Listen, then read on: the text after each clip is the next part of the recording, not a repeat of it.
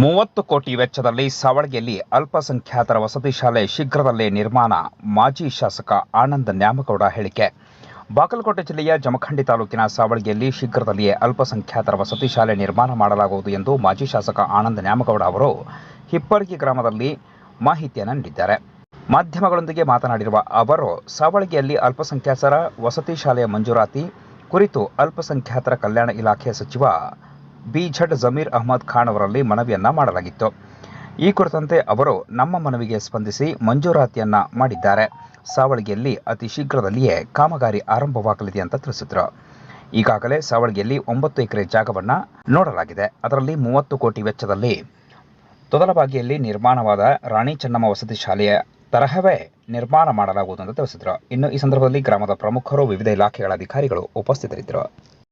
ಇವತ್ತಿನ ದಿವಸ ನಮ್ಮೆಲ್ಲರಿಗೂ ಅತ್ಯಂತ ಖುಷಿ ವಿಚಾರ ಏನಪ್ಪ ಅಂತಂದ್ರೆ, ಜಮಖಂಡಿಗೆ ಒಂದು ಅಲ್ಪಸಂಖ್ಯಾತರ ಮೊರಾರ್ಜಿ ದೇಸಾಯಿ ವಸತಿ ಶಾಲೆ ನಮ್ಮ ಇಲಾಖೆಯ ಸಚಿವರಾದಂಥ ಸನ್ಮಾನ್ಯ ಶ್ರೀ ಜಮೀರ್ ಅಹಮದ್ ಸಾಹೇಬರು ನಮ್ಮ ಮನವಿಯ ಮೇರೆಗೆ ಸಾವಳಗಿಗೆ ಆ ಒಂದು ವಸತಿ ಶಾಲೆಯನ್ನು ಸ್ಯಾಂಕ್ಷನ್ ಮಾಡಿದ್ದಕ್ಕೆ ನಾನು ಜಮಖಂಡಿ ಜನತೆಯ ಪರವಾಗಿ ಅವ್ರಿಗೆ ಹೃತ್ಪೂರ್ವಕವಾದಂಥ ಅಭಿನಂದನೆಗಳನ್ನು ಸಲ್ಲಿಸ್ತೀನಿ.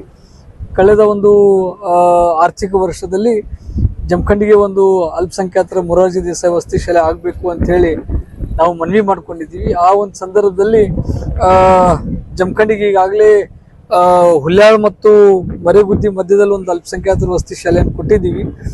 ಈ ವರ್ಷ ಮುಧೋಳದಲ್ಲಿ ಯಾವುದೂ ವಸತಿ ಶಾಲೆ ಇರದೇ ಇರೋದ್ರಿಂದ ಮುಧೋಳಕ್ಕೆ ಆದ್ಯತೆ ಮೇರೆಗೆ ಕೊಡಬೇಕಾಗ್ತದೆ. ಆಮೇಲೆ ಬರುವಂಥ ಒಂದು ಆರ್ಥಿಕ ವರ್ಷದಲ್ಲಿ ಜಮಖಂಡಿಗೂ ಕೂಡ ಕೊಡ್ತೀವಿ ಅಂತ ಹೇಳಿ ನಮಗೆ ಮಾತು ಕೊಟ್ಟಿದ್ರು. ಇವತ್ತು ಆ ಮಾತನ್ನ ಈಡೇರಿಸಿ ಎಲ್ಲ ನಮ್ಮ ಜಮಖಂಡಿ ಜನತೆಗೆ ಒಂದು ಸಂತೋಷದ ಸುದ್ದಿಯನ್ನ ಅವರು ಕೊಟ್ಟಿದ್ದಾರೆ. ಅವರಿಗೆ ನಾನು ಮತ್ತೊಮ್ಮೆ ಅಭಿನಂದನೆಗಳನ್ನು ಸಲ್ಲಿಸ್ತೀನಿ. ಬಹುಶಃ ಈ ವರ್ಷ ಅದನ್ನ ನಾವು ಯಾವುದಾದ್ರೂ ಒಂದು ಬಾಡಿಗೆ ರೂಪದಲ್ಲಿ ಬಿಲ್ಡಿಂಗ್ ಅನ್ನು ಪಡ್ಕೊಂಡು ಇದೇ ವರ್ಷದಿಂದ ಆ ಶಾಲೆಯನ್ನು ಪ್ರಾರಂಭ ಮಾಡುವಂತ ಕಾರ್ಯ ಮಾಡ್ತೀವಿ. ಸಾವಳಗಿಯಲ್ಲಿ ಈಗಾಗಲೇ 9 ಎಕರೆ ಜಾಗವನ್ನು ನಾವು ಗುರುತಿಸಿದ್ದೀವಿ. ಈಗಾಗಲೇ ಅದು ಪ್ರಪೋಸಲ್ DC ಅವ್ರ ಹತ್ರ ಅದ. DC ಅವರಿಂದ ಆದೇಶ ಆದ ತಕ್ಷಣ ಅದನ್ನು ನಾವು ಇಲಾಖೆಯವ್ರು ಕಳಿಸಿ ಆದಷ್ಟು ಬೇಗ ಸುಮಾರು 30 ಕೋಟಿ ರೂಪಾಯಿ ಅನುದಾನವನ್ನು ನಮಗೆ ಪಡ್ಕೊಳ್ಳಿಕ್ಕೆ ಅವಕಾಶ ಅದ.